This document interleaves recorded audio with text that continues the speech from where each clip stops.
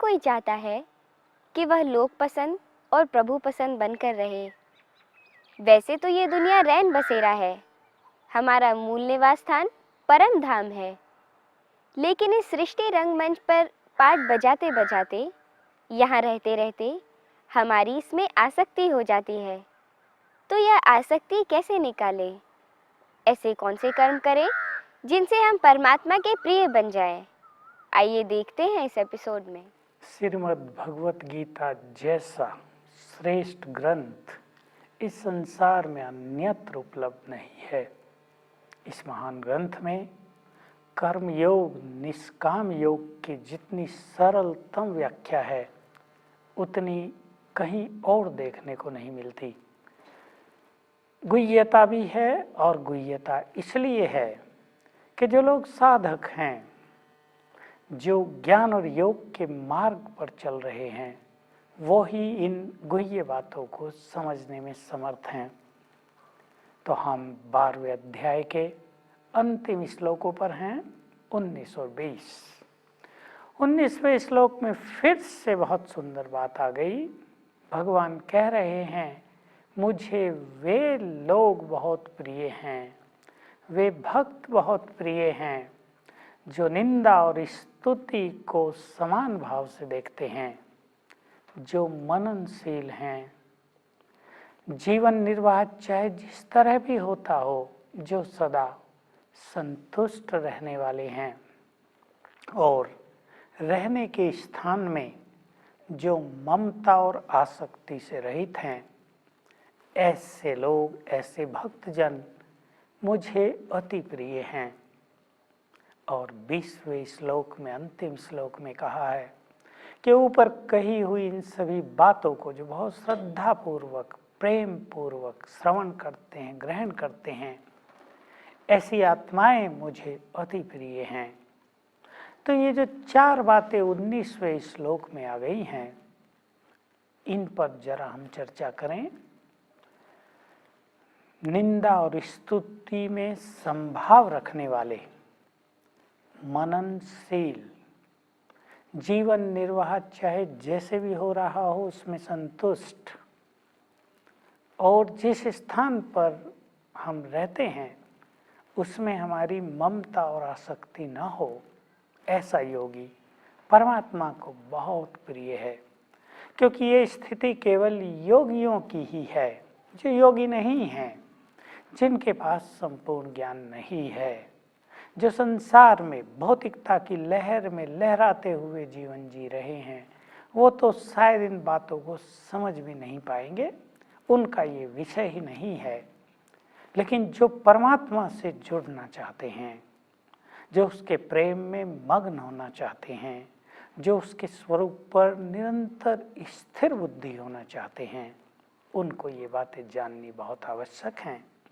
पिछले अध्यायों में भगवान बार बार कह आए हैं, जो मन और बुद्धि को कंट्रोल करे, जो मन और बुद्धि को मेरे अर्पण कर दे, वो भक्त भी मुझे अति प्रिय है। तो पहले हम लें जो सभी चीज़ों का आधार है, मनन।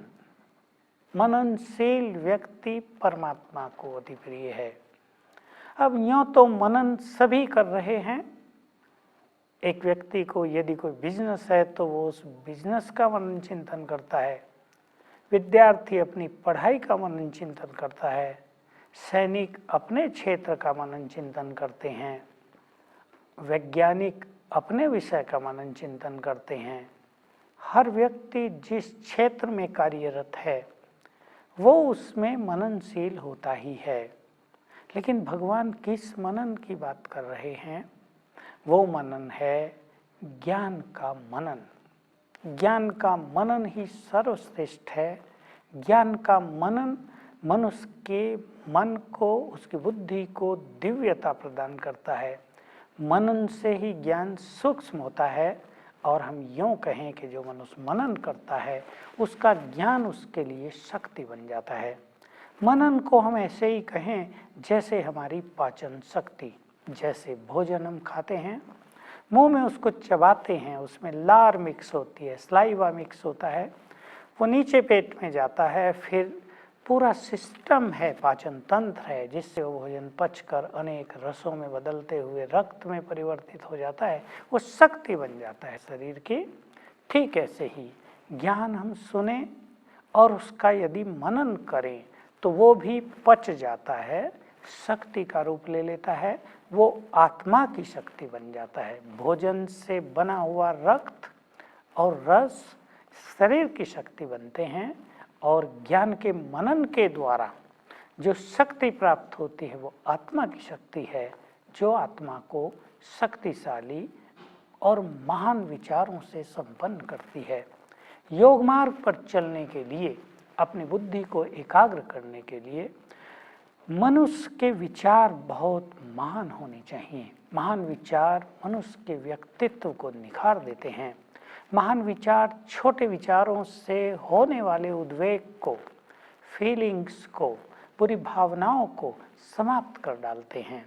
जो व्यक्ति महान बनना चाहता है, जो संसार को कुछ देना चाहता है, उसके विचार महान होने ही चाहिए। तो हम ज्ञान का मनन करें, हम मनन करें जहाँ से हम आए थे वहाँ का, हम मनन करें संसार के चक्र का, कैसे कैसे मुझ आत्मा ने इस संसार रूपी चक्र में, ये संसार रूपी ड्रामा में अपना पार्ट प्ले किया है। किस तरह मैं सतो प्रधान से सतो, रजो और तमो स्थितियों में उतरती हुई नीचे आई हूँ, और अब वो समय आ गया है जबकि मुझ आत्मा को शरीर छोड़कर वापस अपने मूल वतन में ब्रह्मलोक में जाना है। इस समय आ गया है। चिंतन करें, आत्मा का चिंतन करें, परमात्म चिंतन करें, कर्म का चिंतन करें, योग का चिंतन करें, परमात्मा की रचना का चिंतन करें। तो ये चिंतन हमारे विचारों को श्रेष्ठ दिव्य भी बनाएगा और हमें निश्चिंत और निसंकल्प स्थिति तक भी ले चलेगा। तो पहली चीज चिंतन की है। ज्ञान एक इम्पोर्टेंट सब्जेक्ट है और चिंतन उस ज्ञान को और रिफाइन कर देता है। जो लोग ये कहते हैं कि उनसे चिंतन नहीं होता, उन्हें भी जरा जान लेना चाहिए क्यों चिंतन नहीं होता। क्योंकि वो व्यर्थ के चिंतन में ज़्यादा रहते हैं। वो अपनी शक्तियों को ज़्यादा बोलने में या ज़्यादा सोचने में, व्यर्थ की बातें सोचने में, परचिंतन के बारे में सोचने में, दूसरों के अवगुणों के बारे में सोचने में नष्ट कर देते हैं। तो जिन्हें चिंतन का सुख लेना है उन्हें अपने को अंतर्मुखी कर देना चाहिए और ज्ञान की गहराई में जाना चाहिए, उसका विचार करना चाहिए। सवेरे उठते ही हम ये चिंतन करें, मैं कौन हूँ, मैं ये शरीर नहीं हूँ, आत्मा हूँ, मैं भगवान का बच्चा हूँ, भगवान ऐसा है, ऐसा है, ऐसा है, मुझे कैसा होना चाहिए, उसका बच्चा होने के नाते मुझे कैसा होना चाहिए। तो ये चिंतन आपको बहुत गुह्यता की ओर ले चलेगा, आनंद की ओर ले चलेगा। इस चिंतन से मनुष्य के पास ज्ञान का बल आ जाता है और ये ज्ञान का बल ही मनुष्य को मान अपमान, निंदा, स्तुति में समान रखने की सामर्थ्य देता है। अन्यथा हम सब देखते हैं स्तुति सुनकर तो हर कोई प्रसन्न हो जाता है, फूल जाता है। निंदा सुनकर प्राय उनका उमंग ढीला पड़ जाता है, दुख होने लगता है, उदासी आ जाती है, निराश आ जाता है, कर्म करने की उमंग समाप्त हो जाती है। लेकिन यदि हमारे पास ज्ञान होगा तो हम महिमा सुनकर या निंदा सुनकर प्रभावित नहीं होंगे। जब हम अच्छे कर्म करेंगे तो भी हमें ये याद रहेगा कि ये अच्छे कर्म ईश्वरीय प्रेरणा और ईश्वरीय शक्ति से ही हो रहे हैं। तो जब उन अच्छे कर्मों की महिमा हमें प्राप्त होगी तो हमें ये याद रहेगा कि ये महिमा परमात्म अनुकंपा से प्राप्त हुई है, उसने हमें कर्म करने का बल दिया था। तो ये महिमा उसकी है, मेरी नहीं। हम उससे स्वीकार नहीं करेंगे और इस तरह महिमा हमारे अहंकार को नहीं बढ़ाएगी। और जब ग्लानि होगी इसे भी हम प्रभु इच्छा समझकर सहज स्वीकार करके समाप्त कर देंगे। ग्लानि से प्रभावित नहीं होंगे बल्कि ग्लानि से कुछ अच्छी चीज़ें सीखकर अपने कदम तेजी से उन्नति की ओर बढ़ाएंगे। जो मनुष्य ग्लानि से अपनी कमियों को महसूस करके उन्हें दूर कर लेता है ग्लानि उसके लिए वरदान बन जाती है। इसलिए हम अपने एटीट्यूड्स को बिल्कुल पॉजिटिव कर दें कि हमारी ग्लानि भी हो रही है अच्छाई के लिए, और जो लोग हमारी ग्लानि कर रहे हैं, जो लोग हमारी महिमा कर रहे हैं, उनके प्रति हमारे अंदर के दृष्टिकोण में भी अंतर न आए। बहुत बड़ी चीज़ है। कहना तो सहज है, लेकिन जो व्यक्ति ग्लानि करता है उसे मनुष्य अपना नहीं समझता, उसे शत्रु समझता है, उसे विघन डालने वाला समझता है, और जो महिमा करता है उसे अपना मित्र मानता है। परंतु वास्तव में जो ग्लानि कर रहा है वो हमें अधिक सावधान करता है, सचेत करता है कि तुम ये गलती न करो, हमें अहंकार ना आ जाए, इसके लिए हमें वो सावधान करता है। तो हम अपने मन को अच्छी तरह समझा दें कि मनुष्य को जीवन में जहाँ महिमा प्राप्त होती है वहीं ग्लानि भी प्राप्त अवश्य होगी। ऐसा कोई मनुष्य इस संसार में आज तक पैदा नहीं हुआ जिसकी सदा महिमा ही हुई हो, ग्लानि कभी न हुई हो।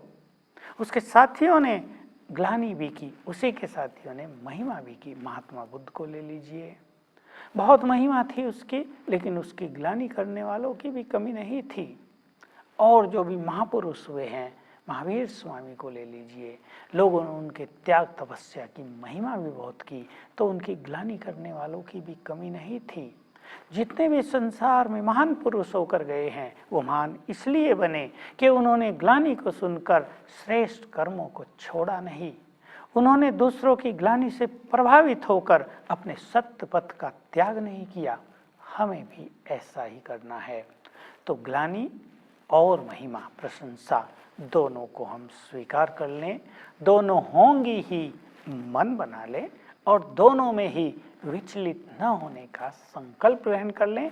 ऐसी आत्माएं भगवान को सचमुच में बहुत प्रिय होती हैं। तीसरी बात कही है कि शरीर निर्वाह अर्थ, जो भी मिले उसमें संतुष्ट रहना बहुत बड़ी चीज है। जो योग साधना के मार्ग पर अग्रसर हैं, ऐसे बहुत सारे लोग गृहस्थ में भी रहते हैं, अपनी आजीविका चलाते हैं, काम धंधे करते हैं, नौकरी करते हैं, सच्चाई से करते हैं, ईमानदारी से करते हैं, उन्हें थोड़ा ही प्राप्त होता है, उस थोड़े में ही वो संतुष्टता पूर्वक गुजारा करते हैं।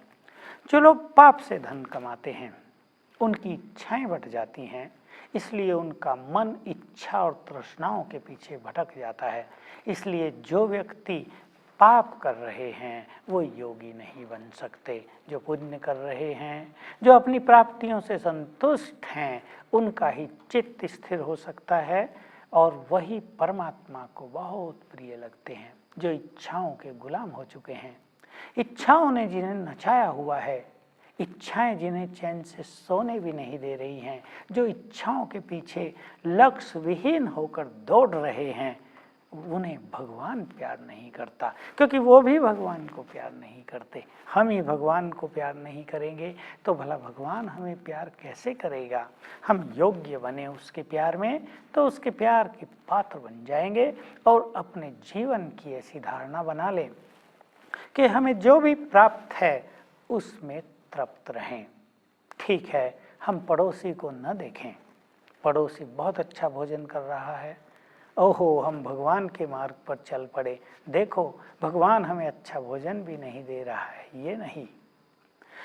पड़ोसी बहुत अच्छे वस्त्र पहन रहा है, उसके घर के आगे गाड़ियां खड़ी हुई हैं, हमें भी यदि ये संकल्प होता है कि हम अच्छे ज्ञान योग के पथ पर चले, हमारे घर के सामने कुछ भी नहीं है, लोग हमें छोटा समझते हैं, हमारे पास कार नहीं है तो बहुत अच्छी कार नहीं, स्टैंडर्ड की कार नहीं है, हमारी पोजीशन, हमारी शान बहुत कम हो गई है, ऐसा विचार करने वाले लोग कभी भी स्थिर चित्त नहीं हो सकते और न योगी बन सकते। योगी तो वही बन सकते हैं जो इच्छा मात्रम अविद्या की स्थिति को प्राप्त कर लें, अर्थात जिनके मन की स्थिति ऐसी हो जाए कि मानो उन्हें कुछ नहीं चाहिए, जैसे इच्छाओं का ज्ञान ही नहीं है, उन्हें तृप्त हो गए हैं वो अपने जीवन में, जो पहनने को मिल रहा है उसमें संतुष्ट हैं, जो खाने को मिल रहा है उसमें संतुष्ट हैं, जैसा रहन सहन है, जो साधन हैं उनमें संतुष्ट हैं। हम भी यदि योगी बनना चाहते हैं, यदि परमात्मा से मिलन की हमारी तीव्र इच्छा है, तो संतुष्टता का जीवन जिएं। चौथी बात, रहने के स्थान में लगाव, ममता और आसक्ति से रहित होना। आप में से कई लोग जानते होंगे, सन्यासियों के लिए एक नियम पहले से ही बना दिया गया था कि वो 3 दिन से ज़्यादा किसी भी स्थान पर नहीं रहेंगे, वो शहर में नहीं रहेंगे, वो अपने साथ कुछ भी लेकर नहीं चलेंगे और संतुष्ट रहेंगे। इसका कारण यही था कि मनुष्य जब लंबा समय किसी स्थान पर रहने लगता है तो उस स्थान के प्रति उसको ममता और आसक्ति हो जाती है और वो फिर उसको छोड़ना नहीं चाहता और वो स्थान भी उसके योग अभ्यास के लिए बाधक बन जाता है, क्योंकि उस स्थान के लिए उसमें ये भावना पैदा हो जाती है कि ये मेरा है। देखिए, मान लो एक सन्यासी जो अपना सर्वस्व त्याग कर जंगल में एक पेड़ के नीचे जा बैठा। अब उसको फिर इच्छा होगी कि बरसात है, सर्दी गर्मी पड़ रही है, एक कुटिया तो होनी चाहिए। वो एक कुटिया बनाएगा, पास में नदी बह रही है, उसको पानी मिल रहा है, पेड़ है, छांव मिल रही है, हवा मिल रही है। अब उसकी झोंपड़ी बन गई। नेचुरल रूप से उसके मन में ये आ जाएगा, ये मेरी झोंपड़ी है, अब कहाँ भटकता फिरूंगा, यहाँ गांव भी अच्छा है, भोजन भी ठीक ठीक मिल जाता है, मान सम्मान भी अच्छा प्राप्त है, इसलिए अब तो यहीं रहना चाहिए। और धीरे धीरे इस स्थान पर वो एक आश्रम बनाएगा, फिर बड़ा आश्रम बनाएगा, उसके शिष्य बढ़ेंगे, मान सम्मान बढ़ेगा, धन संपत्ति बढ़ेगी और वो अब सन्यासी न रहकर एक गृहस्थी बन जाएगा। साधनाएं उससे कोसों दूर चली जाएंगी, त्याग और तपस्या का उसका जीवन समाप्त हो जाएगा। जो समाज को प्रेरणा देने के लिए चला था, कुछ समाज सेवा, कुछ साधनाएं, परमात्म मिलन का अनुभव, योग की सर्वोच्च स्थितियों को प्राप्त करने के लक्ष्य को लेकर जो व्यक्ति चला था, वो सब कुछ भूल जाता है। इसलिए भगवान को वो बहुत प्रिय हैं जो सर्वस्व त्यागी हैं, जिन्हें रहने के स्थान से भी आसक्ति नहीं है। आज यहाँ रहना है, कल वहाँ। आज रहने का बहुत अच्छा स्थान मिल गया, कल साधारण मिल गया। आज बहुत सुख सुविधाओं से भरी जगह मिल गई, कल बिना किसी सुविधा के बिल्कुल सिंपल स्थान मिल गया, उसमें भी वो व्यक्ति संतुष्ट रहेगा। तो हम सभी जो योग के मार्ग पर अग्रसर हैं, बहुत लाखों लोग जिन्हें भगवान ने स्वयं राजयोग सिखाया है, भगवान के द्वारा सिखाए गए राजयोग के पथ पर चलकर भी यदि कोई इसकी संपूर्ण सिद्धि को प्राप्त नहीं कर रहा है, तो उसे इन सब बातों पर पुनर्विचार करना चाहिए कि अवश्य ही वो व्यक्ति कहीं आसक्त हो गया होगा, जरूर इच्छाओं ने उसको घेर लिया होगा, जरूर ये हुआ होगा कि दूसरों को देखकर उसके मन में भी मान शान से रहने की अभिलाषा उत्पन्न हो गई होगी, जरूर वो संसारिकता की ओर, भौतिकता की ओर बेहद रूप से आकर्षित हो गया होगा, क्योंकि जब तक मनुष्य त्यागी नहीं बनेगा तब तक वो योगी नहीं बन सकता। इसलिए आओ हम सभी योग के मार्ग पर चलने वाले ब्रह्मावत्स जो परमात्म पालना में अपना जीवन जी रहे हैं, जिन्हें रोज पढ़ाने के लिए स्वयं भगवान आता है, जो भगवान से सम्मुख बैठकर इसी तरह गीता ज्ञान सुनते हैं, वो त्यागी बन जाएं। कितना बड़ा भाग्य है। कोई गीता को पढ़ते हैं और कोई गीता ज्ञान सम्मुख भगवान से सुनते हों, कितना बड़ा अंतर है। भगवान के वाइब्रेशंस को अनुभव करते हों, कितना बड़ा भाग्य है। गीता का पाठ करना तो बहुत सहज है, लेकिन गीता की धारणा तब तक नहीं हो सकती जब तक हम परमात्मा से योग युक्त न हों, क्योंकि परमात्मा के स्वरूप पर योग युक्त हुए बिना हमें सर्वशक्तिवान की शक्तियां ही प्राप्त नहीं होंगी, और जब तक आत्मा में शक्तियां नहीं आती तब तक धारणाएं नहीं होंगी। बहुत अच्छी अच्छी बातें शास्त्रों में भी लिखी गई हैं, गीता में भी लिखी गई हैं, जिनकी हम चर्चा कर आए हैं, आगे भी करेंगे, जो मनुष्य को सुनने में वास्तव में ही बहुत प्रिय लगती हैं। और हम सब जानते हैं कि यदि उसे मनुष्य अपने जीवन में अपना ले तो उसका जीवन शांत हो जाए, भरपूर हो जाए, तनाव से रहित हो जाए, वो व्यक्ति अपने जीवन का संपूर्ण आनंद प्राप्त कर ले। पर चाहते हुए भी मनुष्य क्यों इन धारणाओं को नहीं अपना पाता? क्यों वो चाहते हुए भी क्रोध का त्याग नहीं कर पाता? वो समझता है कि विषय वासनाओं ने उसे अंधकार में ढकेल दिया है, जानते हुए, रियलाइज करते हुए भी क्यों उससे मुक्त नहीं हो पाता?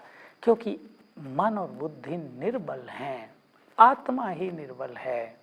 इसलिए जब तक सर्वशक्तिवान के ज्योति स्वरूप पर, जो उसका निराकार स्वरूप है, महाज्योति, अखंड ज्योति, जब तक उस पर मन बुद्धि को स्थिर नहीं किया, तब तक उसकी शक्तियां प्राप्त हमें नहीं होंगी। और जब तक शक्तियां प्राप्त नहीं हुई, तब तक इन श्रेष्ठ बातों की धारणाएं नहीं होंगी। तो आओ हम सभी इन सभी बातों को अपनाकर परमात्मा के प्रिय बन जाएं। भगवान हमें प्यार करने लगे, उस प्यार में प्रसन्न होकर वो अपना सब कुछ हमें प्रदान कर देता है। और ऐसा सुंदर समय हमारे सामने है जब हम भगवान का सर्वस्व प्राप्त करके उसके समीप पहुंच जाएं, उसके समान बन जाएं, तो हम इस संसार के लिए बहुत कल्याण का काम कर पाएंगे। गीता ज्ञान देने के श्रेष्ठ कर्तव्य को निभाने के लिए इस धरती पर अवतरित होते हैं। ये वही गीता है जिसके अध्ययन से मनुष्य अपने जीवन में दैवी गुण ला सकता है। तो हमारे साथ साथ आप भी इस गीता का अध्ययन कर दैवी बनने का प्रयास करें। यदि आपके मन में कोई प्रश्न या सुझाव आते हैं तो हमें ज़रूर लिख भेजिए। हमारा पता है ओम शांति चैनल, शांतिवन, आबू रोड, तलेटी। हमारा पिन कोड है 307510। हमारा नंबर है 09414423866।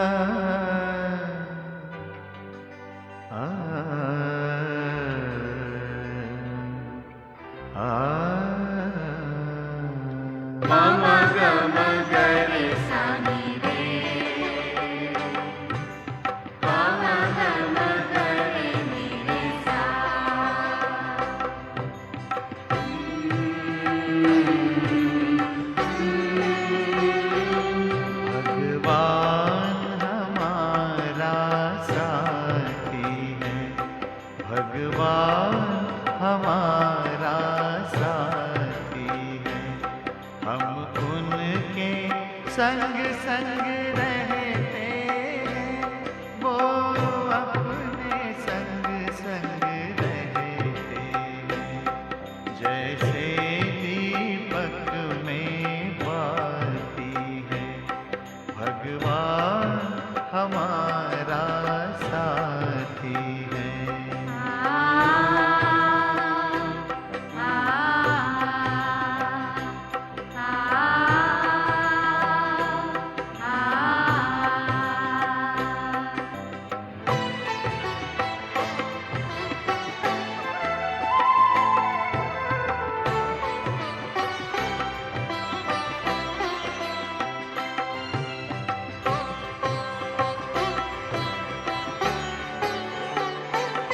खुलते ही आँख हमें मिलते, हर पल वो साथ मेरे चलते। कितना वो प्यार हमें करते, उनकी पलकों में हम पलते। हम खुश नसीब उनको पाकर हम खुश नसीब उनको पाकर, जिंदगी हमारी गाती है। भगवान हमारा साथी है।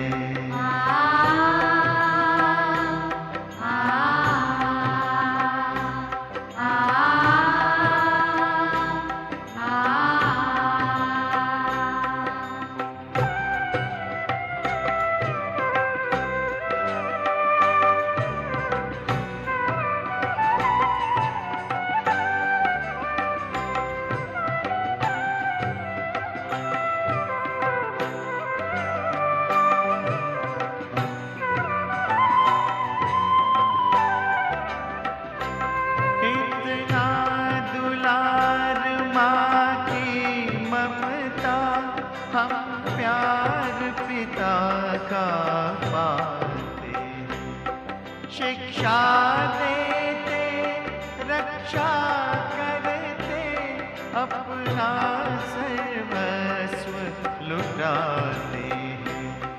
प्यारी मुरली प्रतिदिन हमको,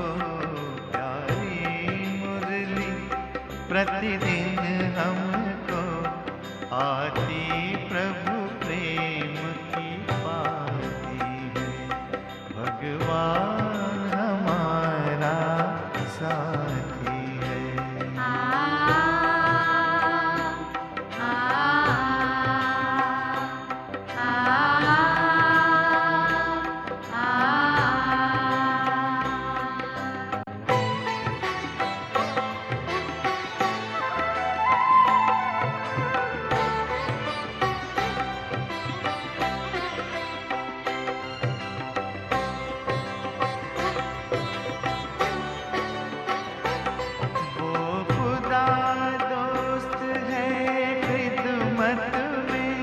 हाजिर है हजार भुजाओं से, अपनी किस्मत के क्या कहने, सिर पर है हाथ दुआओं के। ऐसा साथी किसका होगा, ऐसा साथी किसका होगा, ये सोच आँख भर आती है। भगवान हमारा साथी है। हम उनके संग संग रहते हैं, वो अपने संग संग रहते हैं। जैसे दीपक में बाती है भगवान